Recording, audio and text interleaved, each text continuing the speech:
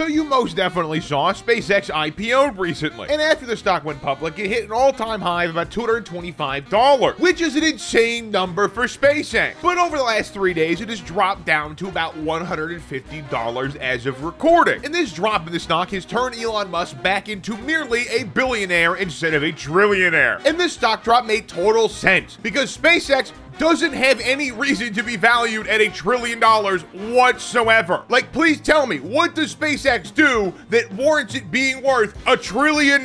They make pretty cool rockets, they have low orbit satellites, but that's pretty much it. There is no world where this company is valued at $1 trillion actually, okay? It's a made up number. Like, to put in perspective how absurd the SpaceX evaluation is, last year, SpaceX made $20 billion in revenue. That's not profit. They lost money. Amazon, a company actually worth $2 trillion, generated about $700 billion in revenue, astronomically higher than SpaceX. But for some reason, SpaceX is also a multi-trillion-dollar company, or at least was up until very recently. Like, the stock price makes literally no sense. And it's not like SpaceX is going to be making money anytime soon. One of the reasons why the SpaceX stock has been deemed so expensive is, number one, because Elon Musk set the price. He set it at like 150 or something, or 160. And the other reason SpaceX is valued so highly is because it's a hype machine. That is all Elon Musk does. He lies about his products and what he'll end up doing. Because remember, guys, full self-driving cars, they still don't exist. The actual car is okay, but the full self-driving software and the smart software in a Tesla is pathetic. And SpaceX has done a very similar thing. SpaceX made two things that are actually decent and work. The low orbit satellite internet is actually good, as much as I hate to say it because I hate Elon Musk. It's just better than satellite internet we've had before, and it's just overall a good thing if you live in the middle of nowhere. And the other product SpaceX makes that's actually useful is reusable rockets. Like, that is a thing that will actually be used. Now, the problem with SpaceX is everything else they've promised. And we'll get to those after a word from our sponsor. Your phone charger is critical infrastructure. And that's not my opinion, that's MIT Technology Review's opinion. And that does sound a little out there. It is just a phone charger at the end of the day. It charges your phone. But MIT argues that our devices are so critical to our lives that in some ways the chargers that charge those devices are more important than the devices themselves. Basically, over the last 2 decades, people went from charging maybe 1 or 2 high-powered devices in their day to charging a bunch of different devices, all with different power requirements. And that's why Anker invented their Prime Charger, an insanely compact charging brick that actually thinks about what it's charging. You can plug any device into these 3 ports, and the charger will figure out exactly what device you're using and how much power it needs. And the unique thing about this charging brick that makes this possible is the GaN Prime 2.0 architecture, which means that instead of using silicon semiconductors, this uses gallium nitride, which is capable of handling higher voltages and higher efficiency. And instead of just splitting the power evenly between the 3 ports like dumb chargers do, the Anker charger uses Power IQ 5.0 technology that intelligently distributes voltage to each port depending on what you have plugged in, giving them the exact amount of power they need. And the smart display in the front isn't just for show either. You can check the wattage on each individual port as well as the temperature to make sure your charger is working efficiently and safely. And what's most impressive about this charger is how small it is. Like, it's genuinely tiny. It's about the same size as my old AirPod Pro cases, so like, it's tiny. Like, you could take this thing literally anywhere. And this is what MIT was talking about when they talked about chargers becoming a critical part of our lives. Okay, so when it comes to SpaceX promises, they're definitely not going to keep. Elon Musk thinks it's possible to build a self-sustaining Martian colony with 1 million people within, like,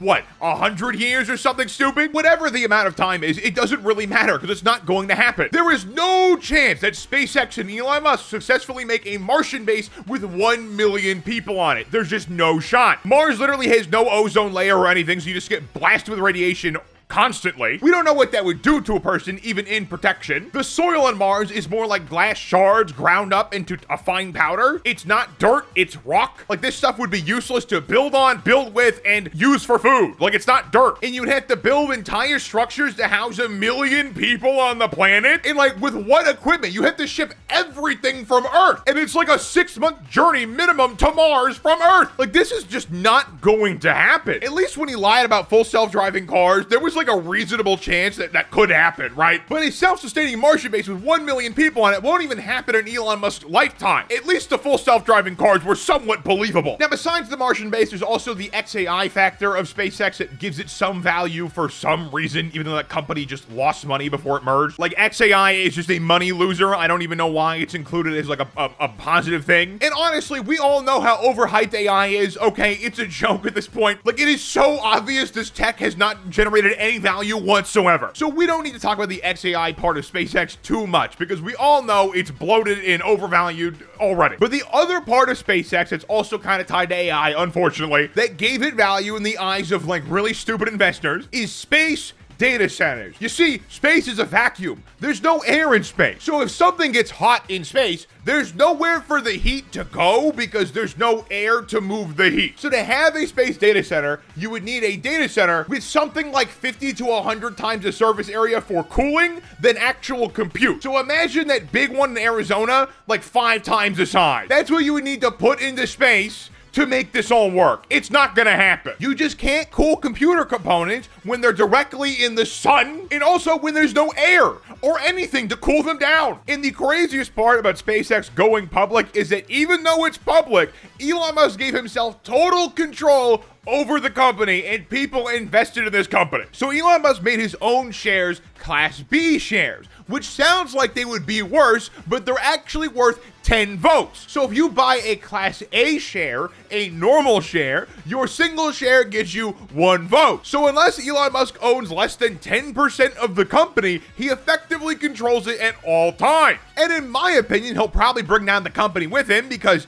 that's kind of what he does. But don't worry, SpaceX will not fall until he merges it with Tesla, and then he'll collapse both of them at the same time. But what do you guys think? Let me know in the comments down below, like and subscribe if you're new, and click the answer to check out my content, and have a good one. And thank you, Anker, for sponsoring the video.